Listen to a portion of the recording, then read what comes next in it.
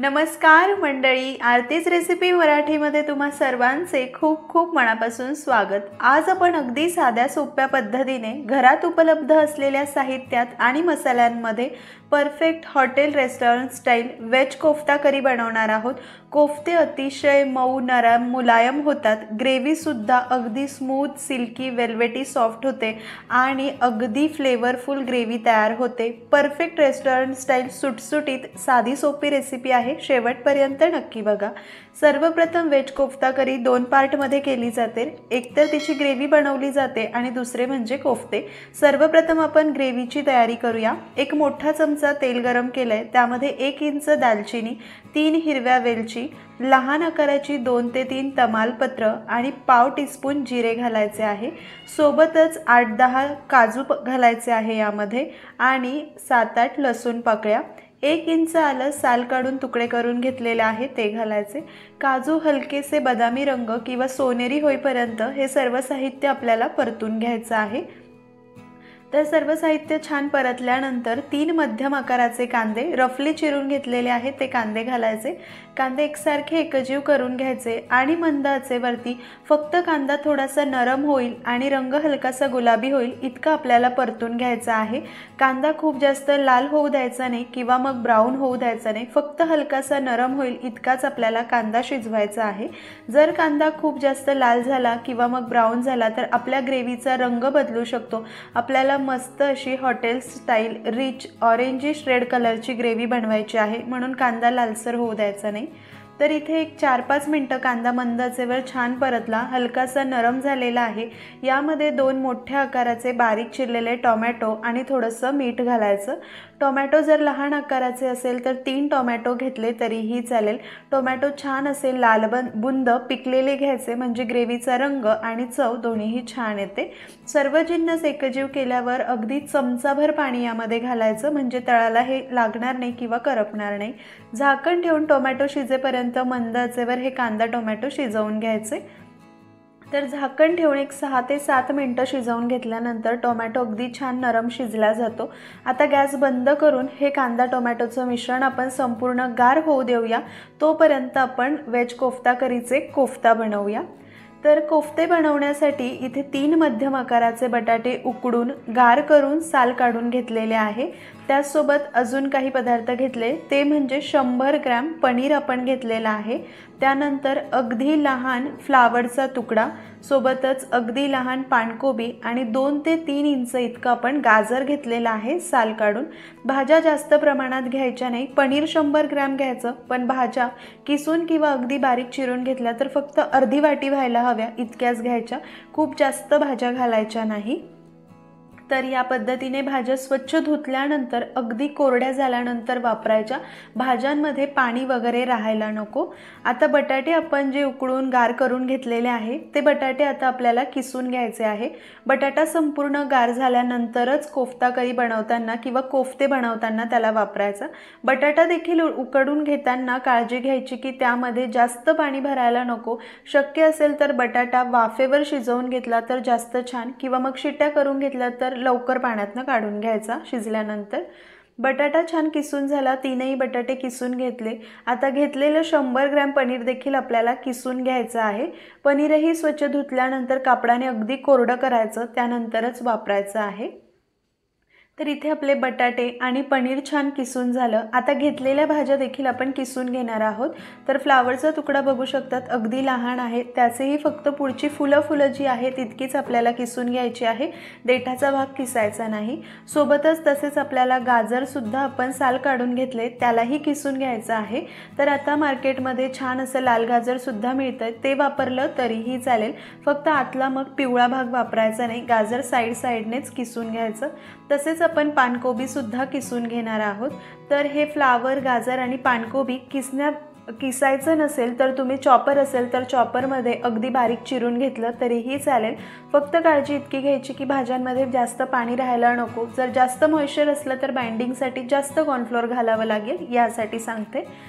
आता यामध्ये आपल्याला काही मसाले घालायचे। पाव चमचा काश्मीरी लाल मिरची पावडर, चिमूटभर हळद, सोबतच पाव चमचा गरम मसाला आणि चवीनुसार मीठ घालायचं आहे।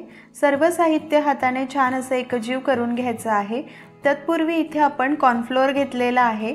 ह्या संपूर्ण भाज्या पनीर बटाटा एकजीव करून झाल्यानंतर कोफ्ते तयार करण्यासाठी बाइंडिंग यावं यासाठी इथे मी 5 चमचे कॉर्नफ्लोअर घेतलेला आहे। थोडंफार कॉर्नफ्लोअर कमी जास्त लागू शकतं। संपूर्ण कॉर्नफ्लोअर वापरण्याऐवजी तुम्ही अर्धा कॉर्नफ्लोअर आणि अर्धा मैदा वापरला तरीही चालेल, किंवा मग कॉर्नफ्लोअर नसेल तर संपूर्ण मैदा वापरला तरीही चालेल। आता इथे आपण पनीर बटाटा संपूर्ण भाज्या आणि मसाले छान असे एकजीव करून घेतलेले आहे। तुम्हाला आवडत असल्यास तुम्ही यामध्ये पाव चमचा बारीक करून घेतलेली काळी मिरीची पावडर देखील घालू शकतात। तर या पद्धतीने आता आपण हे सर्व जिन्नस एकजीव करून घेतले। आता आपल्याला यामध्ये कॉर्नफ्लोअर घालायचं आहे। तर सुरुवातीला घेतलेल्या कॉर्नफ्लोअर पैकी मी 3 चमचे कॉर्नफ्लोअर घालणार आहे आणि हलक्या हाताने एकजीव करून घेणार आहे। भाज्यांमध्ये जर जास्त मॉइश्चर राहिलं असेल तर तुम्हाला 2-3 चमचे कॉर्नफ्लोअर कमी किंवा जास्त सुद्धा लागू शकतं। काहीच प्रॉब्लेम नाही। चुकून थोडंफार मॉइश्चर जास्त राहिलं तर तुम्ही त्यामध्ये 1-2 चमचे कॉर्नफ्लोअर वाढवलं तरीही चालतं। आणि हे मिश्रण काही खूप घट्ट होत नाही, कणकेसारखं वगैरे नाही होत। आपण टिक्की वगैरे करताना करतो ना, त्याच पद्धतीने होतं। तर घेतलेला संपूर्ण 5 चमचे कॉर्नफ्लोअर मी इथे घातलेला आहे आणि छान हलक्या हाताने एकजीव करून घेते। जास्त मळून देखील घ्यायचं नाही, नाहीतर भाज्यांना खूप पाणी सुटतं। हलक्या हाताने एकजीव करायचं। तर कोफ्त्याचं मिश्रण इथे छान असे एकजीव करून घेतलेलं आहे। गॅसवर कोफ्ते तळण्यासाठी तेल गरम करायला ठेवलंय। आता आपण कोफ्ते वळून घेऊया। तर कोफ्ते करण्यापूर्वी हाताला तेल लावायचं आणि प्लेटला सुद्धा तेल लावून घ्यायचं आणि मध्यम आकाराच्या लिंबा इतके आपल्याला कोफ्ते वळून घ्यायचे आहे। कोफ्ते अगदी इझिली वळले जातात। तर लहान कोफ्ते आपण तयार करून घेऊया। कोफ्ते खूप मोठे करायचे नाही किंवा खूप लहान ठेवायचे नाही, लिंबाच्या आकारा इतके आपण कोफ्ते तयार करून घेऊया। तर एका वेळेला अर्ध्या मिश्रणाचे कोफ्ते तयार करून घ्यायचे, त्यांना तळायला घालायचे आणि ते तळेपर्यंत आपण बाकीचे कोफ्ते वळून घेऊ शकतो। एकाच वेळेला संपूर्ण कोफ्ते वळून ठेवायचे नाही। तर अर्ध्या मिश्रणाचे या पद्धतीने हाताला तेल लावून मी कोफ्ते वळून घेते आणि मग आपण त्यांना तळून घेऊया। वळताना काळजी घ्यायची की जास्त क्रॅक्स जायला नको, शक्यतो क्रॅक्स जातच नाही, तर या पद्धतीने कोफ्ते वळून घ्यायचे। तर अर्ध्या मिश्रणाचे कोफ्ते आपण इथे वळून घेतलेले आहे। आता आपण लगेच यांना तळून घेऊया। कोफ्ते तळण्यासाठी तेल चांगलं गरम असावं, जसं आपण पुरी वगैरे तळण्यासाठी किंवा भजी तळण्यासाठी करतो अगदी त्याच पद्धतीचं। गॅस मध्यम ठेवायचा, खूप मोठा ठेवायचा नाही किंवा मग खूप कमी ठेवायचा नाही। आणि एका वेळेला खूप जास्त कोफ्ते घालायचे नाही, 3 ते 4 कोफ्ते घालायचे आणि त्यांना तळायचे। कोफ्ते घातल्या लगेच त्यांना हात लावायचा नाही। चांगल्या गरम तेलामध्ये मध्यम आचेवरती अर्धा ते पाऊण मिनिटे यांना व्यवस्थित तळू द्यायचे। हलकेसे असे वाटतात तळायला लागले, त्यानंतर तुम्ही चमच्याने थोडंसं तेल हलवू शकतात किंवा मग हलकेसे कोफ्त्यांना हलवू शकतात।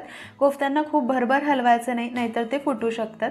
तर या पद्धतीने मध्यम आचेवरती छान असा सोनेरी रंग येईपर्यंत आपल्याला कोफ्ते तळून घ्यायचे आहे। कोफ्ते तळताना तेल जर खूप कमी गरम राहिलं तर कोफ्ते तेलकट होऊ शकतात आणि तेल जर खूप धूर येईल इतकं कडकडीत गरम राहिलं तर कोफ्ते वरतून पटकन करपले जातील, आतून कच्चे राहतील। तर चांगल्या गरम तेलामध्ये मध्यम आचेवरती छान असं सोनेरी रंग येईपर्यंत उलटून पलटून कोफ्ते तळून घ्यायचे आहे। अगदी परफेक्ट होतात, तेलामध्ये फुटत नाही किंवा विरघळत नाही। अतिशय सोपी साधी रेसिपी आहे आणि परफेक्ट हॉटेल रेस्टॉरंट स्टाईल लागते। या पद्धतीने सगळेच कोफ्ते तळून टिश्यू पेपरवर काढून घ्यायचे। सगळे कोफ्ते तळून झाले। इथे एक मसाल्यांची पेस्ट करूया। पाव चमचा हळद, 1 चमचा काश्मीरी लाल मिरची पावडर, 1.5 चमचा धणा पावडर, अर्धा चमचा गरम मसाला आणि थोडंसं चवीला तिखट असणारं लाल तिखट इथे मी घातलेलं आहे। पाणी घालून या मसाल्यांची पेस्ट तयार करून घ्यायची आहे। अशी पेस्ट करून मसाले तेलात घातले तर मसाले एकतर करपत नाही, व्यवस्थित परतले जातात, रंग छान येतो। ही ग्रेव्ही करताना शक्यतो काश्मीरी लाल मिरची पावडर वापरायची, त्याने रंग अगदी सुरेख येतो आणि ही ग्रेव्ही खूप झणझणीत वगैरे चांगली लागत नाही।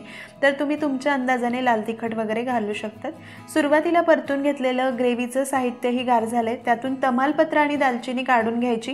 कांदा टोमॅटोचं सर्व साहित्य मिक्सरच्या भांड्यात घालून पाणी न घालता बारीकसर असं वाटून घ्यायचं। गरज वाटल्यास फक्त 1-2 चमचे पाणी घाला, त्यापेक्षा अधिक नको। ग्रेव्ही आपली वाटून झालेली आहे, लगेच फोडणी करूया। तर इथे 2 चमचे तेल गरम केलंय, तुम्ही हवं असल्यास अर्ध तेल आणि अर्ध बटर घेतलं तरीही चालेल। सुक्या मसाल्यांची जी पेस्ट करून घेतलेली आहे ती हलक्या गरम तेलामध्ये घालायची आणि मंद आचेवरती छान 1-1.5 मिनिटं ही मसाल्यांची पेस्ट आपण परतून घेऊया। असं केल्याने एकतर मसाले करपत नाही, छान असे मसाले परतले जातात आणि चव खूप सुरेख येते। या पद्धतीने मंद आचेवरती तेल सुटेपर्यंत छान मसाले परतून घ्यायचे। मसाले छान परतून झाल्यानंतर आपण तयार करून घेतलेली कांदा टोमॅटोची ग्रेव्ही यामध्ये घालायची। ग्रेव्ही घातल्यानंतर छान अशी मसाल्यामध्ये एकजीव करून मंद आचेवरती ही ग्रेव्ही एक 6 ते 7 मिनिटं आपण छान परतून घेणार आहोत किंवा मग हलकासं तेल सुटेपर्यंत ही ग्रेव्ही आपल्याला परतून घ्यायची आहे। ग्रेव्ही वाटताना जास्त पाणी घालायचं नाही, जास्त पाणी जर घातलं तर हिला परतायला खूप वेळ लागतो आणि यातनं खूप असे बुडबुडे उडतात, गॅस देखील खराब होतो आणि मसाल्याचं तेल वगैरेही उडतं। त्यामुळे शक्यतो पाणी वापरायचं नाही, तसंही पाण्याची गरज पडत नाही। झाकण ठेवून मंद आचेवर आपण हे छान परतून घेऊया। मध्ये मध्ये झाकण काढून 1-2 वेळेस मिक्स करायचं म्हणजे तळाला लागणार नाही किंवा करपणार नाही। तर एक 5 ते 7 मिनिटं ही ग्रेव्ही छान अशी परतून घेतली। मस्त बघू शकतात मॉइश्चर कमी झालेला आहे, रंग अगदी सुरेख आलेला आहे आणि याला हलकंसं तेल सुटलेलं आहे। आता आपल्याला ग्रेव्ही करण्यासाठी यामध्ये पाणी घालायचं आहे, तर इथे मी कोमट पाणी वापरलेलं आहे। तर कोफ्ता करीची करी जी असते ती जास्त दाटसर ठेवायची नसते, थोडीशी पातळच आपल्याला करायची असते, कारण आपण जेव्हा कोफ्ता करी सर्व करतो तेव्हा कोफ्ते करी शोषतात, म्हणून आपल्याला मध्यम अशी ही ग्रेव्ही बनवायची असते किंवा करी बनवायची असते, खूप दाटसर ठेवायची नाही। अजून आपण हिला 8 ते 9 मिनिटं उकळून घेणार आहोत, त्याच अंदाजाने पाणी घालायचं। इथे मी साधारण 1.25 ग्लास इतकं पाणी घातलेलं आहे। करी तयार करताना कोमटच पाणी घालायचं, गार पाणी घालायचं नाही। त्यानंतर यामध्ये चवीनुसार मीठ घालायचं, छान असं एकजीव करून घ्यायचं आणि करीला छान उकळी येऊ द्यायची। करीला उकळी येऊ लागली की यामध्ये अर्धा चमचा कसुरी मेथी घालायची, त्याने देखील या करीची चव खूप छान लागते आणि मंद आचेवरती ही करी आता आपल्याला एक 7 ते 8 मिनिटं छान अशी उकळून घ्यायची आहे। तर 7 ते 8 मिनिटं करी छान अशी उकळून घेऊया। इथे बघू शकतात एक 7-8 मिनिटं मंद आचेवर करी छान उकळून घेतली, मस्त सुरेख रंग आलेला आहे। गॅस बंद करून ही करी एक 5 मिनिटं गार होऊ द्यायची किंवा तिची वाफ जाऊ द्यायची। त्यानंतर यामध्ये आपण फ्रेश क्रीम घालणार आहोत, एक 5 मिनिटं गार करूया। तर इथे करी 5 मिनिटं गार केली, हलकीशी हिची वाफ गेलेली आहे। त्यानंतर आता आपण यामध्ये 3 चमचे फ्रेश क्रीम घालणार आहोत। फ्रेश क्रीम अवेलेबल नसेल तर घरातील दुधावरची जी साय असते ती छान फेटून तुम्ही त्यामध्ये घालू शकतात। तर इथे 2-3 चमचे फ्रेश क्रीम घातल्यानंतर एकजीव करायची आणि परफेक्ट स्मूथ सिल्की रिच आपली कोफ्ता करीची करी बनून तयार आहे। फ्रेश क्रीम घालताना काळजी घ्यायची, करी तयार झाल्यानंतर गॅस बंद करून 5 मिनिटांनी फ्रेश क्रीम घालायची म्हणजे फ्रेश क्रीम फाटत वगैरे नाही। आता आपण झटपट कोफ्ता करी सर्व करूया। तर कोफ्ता करी सर्व करताना नेहमी करी गरम असावी, म्हणजे त्यामध्ये कोफ्ते घातले की ते छान अशी करी शोषून घेतात। सर्वप्रथम करी घालायची, त्यावर कोफ्ते ठेवायचे आणि परत कोफ्त्यांवरती करी घालायची।